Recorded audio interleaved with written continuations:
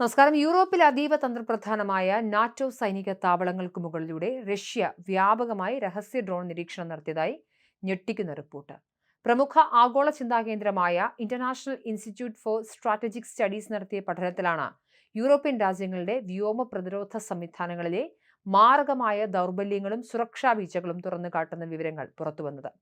ശബ്ദം പോലുമില്ലാതെ ആകാശത്ത് കുതിച്ചുയർന്ന unmanned aerial വെഹിക്കിളുകൾ യൂറോപ്പിലാകെ കടുത്ത പരിഭ്രാന്തിയാണ് പടർത്തിയത്.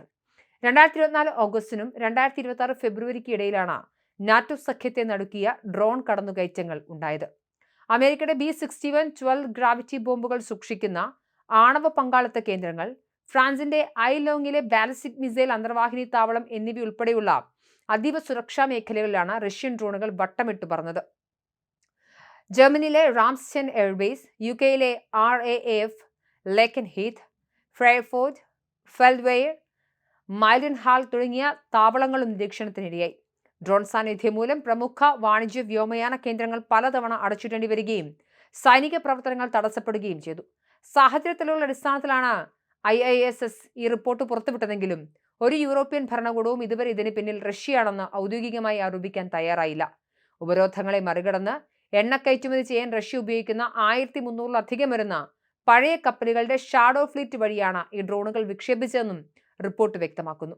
അന്താരാഷ്ട്ര സമുദ്ര അതിർത്തിയിൽ വെച്ച് കപ്പലിലെ ട്രാക്കിംഗ് സംവിധാനമായ AIS താൽക്കാലികമായി ഓഫാക്കിയ ശേഷം ഡ്രോണുകൾ വിക്ഷേപിക്കുകയും നിരീക്ഷണത്തിന് ശേഷം തിരികെ ഇറക്കുകയും ചെയ്യുന്ന ഡാർക്ക് സെയിലിംഗ് എന്ന അത്യാധുനിക തന്ത്രമാണ് റഷ്യ ഇതിനായി പയറ്റിയത്. 2025 ജർമ്മനിയിലും നെതർലൻഡ്സിലും ഡ്രോൺ സാന്നിധ്യമുണ്ടായ സമയത്ത് ബ്രിട്ടീഷ് തീരത്ത് നങ്കൂരമിട്ടിരുന്ന ഹാവ് ഡോൾഫിൻ എന്ന റഷ്യൻ കപ്പലിന്റെ പങ്കിനെക്കുറിച്ചും റിപ്പോർട്ടിൽ പ്രത്യേക പരാമർശമുണ്ട്. പരമ്പരാഗത വ്യോമാക്രമണങ്ങളെയും മിസൈലുകളെ നേരിടാൻ മാത്രം സജ്ജമായ യൂറോപ്പിന്റെ അത്യാധുനിക വ്യോമ പ്രതിരോധ സംവിധാനങ്ങൾക്ക് റഷ്യയുടെ ഈ ചെറിയ ചെലവ് കുറഞ്ഞ ഡ്രോണുകളെ കണ്ടെത്താനോ തടയാനോ കഴിഞ്ഞില്ല എന്നത് പാശ്ചാത്യ രാജ്യങ്ങൾക്ക് കടുത്ത തിരിച്ചടിയായി. യൂറോപ്യൻ രാജ്യങ്ങൾക്കിടയിലുള്ള ഏകോപനമില്ലായ്മയും റഷ്യൻ ചാര സംഘടനകൾ തങ്ങൾക്ക് അനുകൂലമാക്കി മാറ്റി.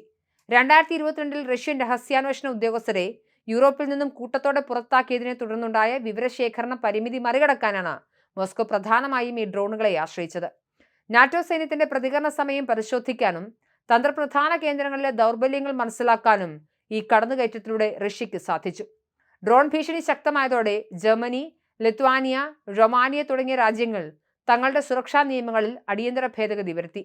ശത്രു ഡ്രോണുകളെ വെടിവെച്ചിടാൻ പോലീസിനും സൈന്യത്തിനും പൂർണ്ണ അധികാരം നൽകിയിട്ടുണ്ട്.